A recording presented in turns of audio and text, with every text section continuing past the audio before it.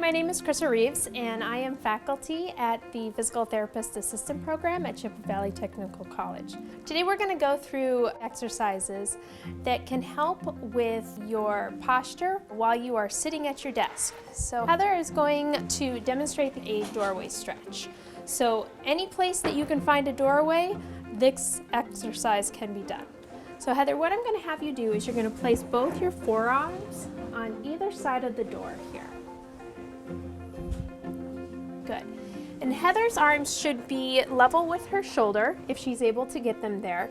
And then what she's going to do is gently take a step forward through the door. So go ahead and take a step forward. And then feel that stretch across the front of your chest. So this is stretching your pectoral muscles, which get nice and tight when we're sitting and typing all day. For a stretch, she's going to hold this 30 seconds and do 3 repetitions. All right, you can go ahead and come on back.